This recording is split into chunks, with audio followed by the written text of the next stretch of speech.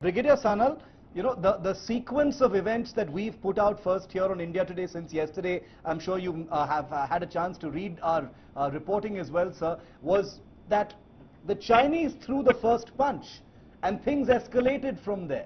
As a veteran from this regiment, but even generally speaking, sir, what would have gone through the troops and men's mind when they saw their commanding officer struck in such an abrupt manner? Many times this has come out and in many conversations. A commanding officer to a battalion is a father figure. Yeah. He has the powers and the right to abuse, to punish, to rectify, but he also is responsible, not only for his 800 odd people who are in the battalion, but also for their families and their children. When they were young officers, senior officers would quiz us about each of these things. Do you know where this which class this boy's son is studying? How many marks did you get in the last exam? Do you know all that? These are the things which a commanding officer instills in his battalion. So what happens is no battalion anywhere. I don't think any Indian infantry battalion, especially one as strong as ours, will probably take an insult to their CO or pushing around of his CO lightly. It is not simple. The Chinese judged very seriously on that. I'm sure they will learn the next time. What kind of message has been sent to the Chinese, Brigadier Thapar? Some of the information that we've been able to put out is quite glaring. Like, for instance, these were not the regularly deployed Chinese troops. Another unit was diverted there, possibly because, relations on the ground, may have been set. They were may have been quite friendly. How does that seem to you, sir? All of that put together seems like there was a very hostile intent. No, I believe the troops are from the mainland. They are not the border troops.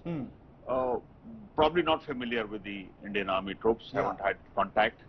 But the response, our response of 16 Bihar must have given them a scare, a fear must have been driven up their back that they are against a professional army who can fight equally well with weapons and without weapons, conventional and unconventional. So I think they should, if you remember, after 62, we always talked that 67 when we responded to them in kind. Thereafter, they did not fire any weapon. 75, of course, the Assam Rifle Patrol was an aberration. But the Chinese army has never tried to use that, I use the word finger the Indian army on the border, because they are aware that they will get it back in good measure. This generation has not seen it. They would have got it. The feedback would have gone from here that you don't mess with the Indian army. Yeah.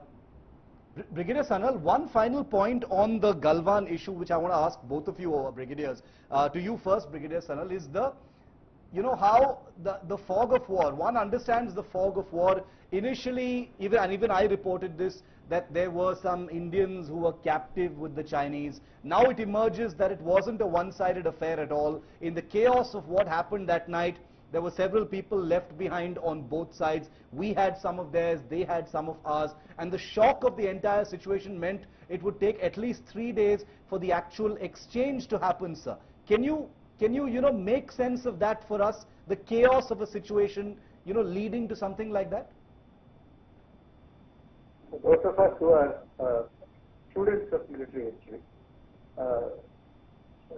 the effectiveness of a soldier increases multifold when he is in a group which is trained to fight as he does, as he himself does.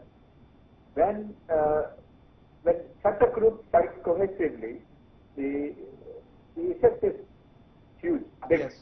But what happens is when all this training, all these contacts, everything, depending on the training standards and training motivations of the small group, every platoon, every squad, every section has loyalties within themselves, which is subsumed in the 16th Bihar, which is subsumed in the regiment, which is subsumed in the Indian Army, which is subsumed in to the nation access. But that local loyalty, to the buddy who is looking after my left flank and my right flank, that is intent. And that is deliberately trained to be intent. Because you cannot be letting your body down at any time. So when this happens, when such an incident happens, when you see, I mean, in this case it was a CEO who probably was hit in the first go. Yes. But even when it happens to your own buddy next door, who is fighting next door to you, next to you, elbow to elbow to you, the instinct is not so much fear, it is so much about getting back at him. How can I lose my buddy? What will I tell my people when I get back? How did you lose this man? He was fighting to your next side. How did you lose? Incredible. How can you? That is a feeling that all of us in the infantry that is the tribal thing that we worry about. That I should not let down my brother.